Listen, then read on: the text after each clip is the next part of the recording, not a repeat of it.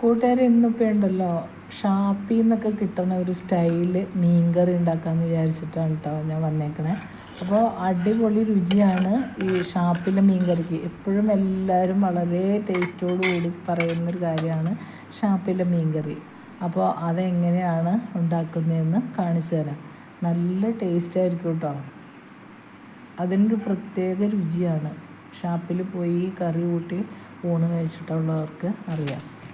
അപ്പോൾ ആദ്യം തന്നെ ഞാൻ മുറ്റത്താണ് കേട്ടോ അതുണ്ടാക്കണത്. നമുക്കൊന്ന് തീ കത്തിച്ച് കൊടുക്കാം.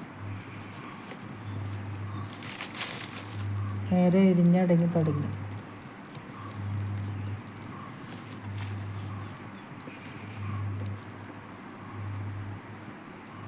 ഇനി നമുക്ക് ചട്ടി വെച്ച് കൊടുക്കാം.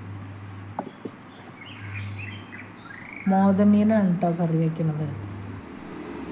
അപ്പോൾ നല്ല ടേസ്റ്റായിരിക്കും. ചട്ടി ചൂടായിപ്പോൾ കുറച്ച് വെളിച്ചെണ്ണ ഒഴിച്ച് കൊടുത്തു.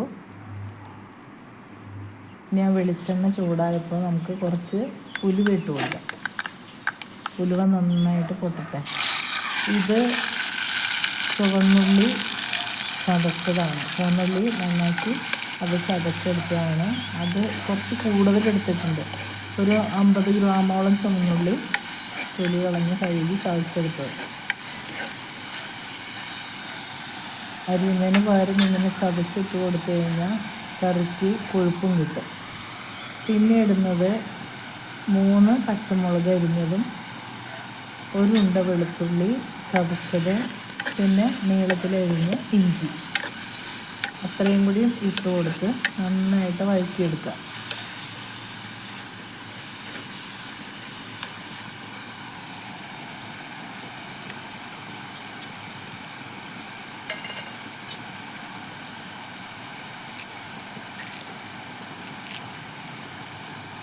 കുറച്ച് വേപ്പില ഇട്ട് കൊടുക്കാം കേട്ടോ.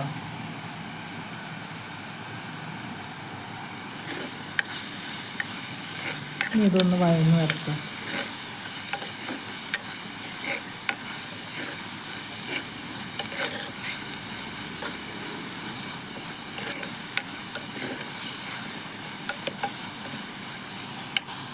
ഇനി ഇതിലേക്ക് നമുക്ക് മഞ്ഞൾപ്പൊടി ഇട്ട് കൊടുക്കാം. ഞാനൊരു 2 ടീസ്പൂൺ മഞ്ഞൾപ്പൊടി ഇടുന്നുണ്ട്. പിന്നെ നല്ല കളറ് കിട്ടാൻ വേണ്ടിയിട്ട് ഒരു 2.5 ടേബിൾ സ്പൂണ് കാശ്മീരി മുളക് പൊടി. ഇനി പൊടികളുടെ പച്ചമണം മാറുന്നവരെ ഒന്ന് വഴറ്റുക.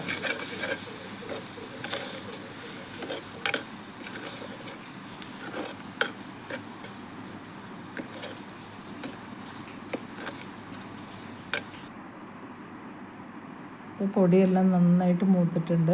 അപ്പോൾ ഈ സമയത്ത് ഒരു പഴുത്ത തക്കാളി ചെറുതായിട്ട് അരിഞ്ഞത് ഇട്ട് കൊടുക്കാം. എന്നിട്ട് തക്കാളിയും കൂടി ഒന്ന് വഴന്ന് കിട്ടണം.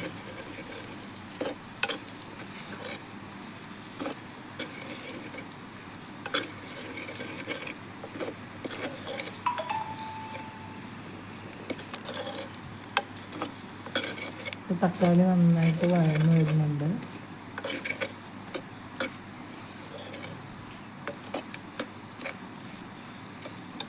ഇനി ഇതിലേക്ക് പുളിക്ക് ആവശ്യമുള്ള കൊടംപുളി ചേർത്ത് കൊടുക്കാം.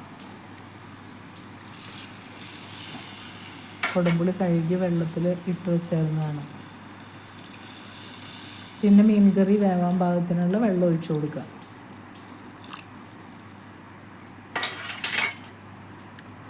നന്നായിട്ട് ഇളക്കി യോജിപ്പിക്കാം.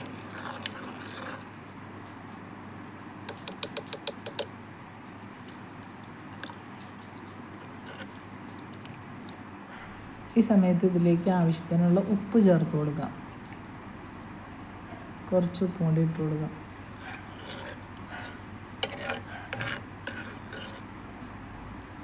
ഇനി ഒന്ന് മൂടി വയ്ക്കാം. അപ്പോൾ നന്നായിട്ട് തിളച്ച് വരട്ടെ. ഗ്രേവി നല്ല പോലെ തിളച്ച് വരട്ടെ.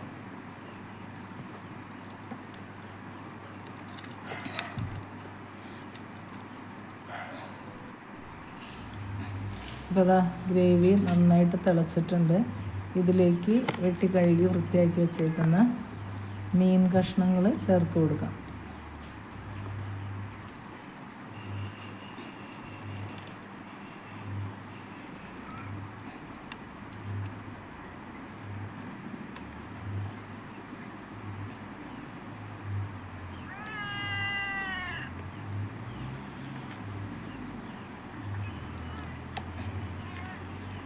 ഇപ്പോൾ കഷ്ണങ്ങളെല്ലാം നമ്മൾ ചേർത്ത് കൊടുത്തിട്ടുണ്ട്. ഇനി അതൊക്കെ ചാറിലൊന്ന് മുക്കിയിട്ടിട്ട് മൂടി വെച്ച് ചെറു തീയിൽ വേവിച്ചെടുക്കാം.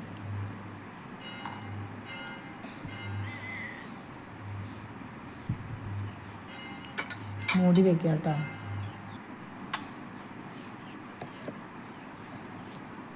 ഒരു 10 മിനിറ്റ് കഴിഞ്ഞപ്പോൾ മീൻ നന്നായിട്ട് തിളച്ച് വരുന്നുണ്ട്.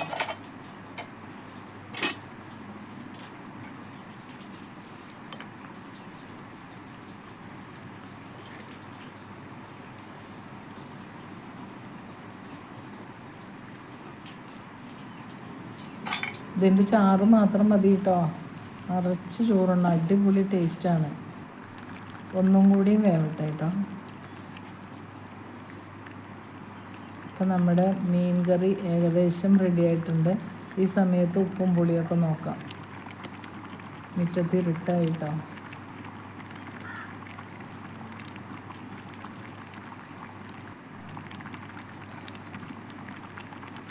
അപ്പോൾ കറിയെല്ലാം വെന്ത് ചാറൊക്കെ കുറുകി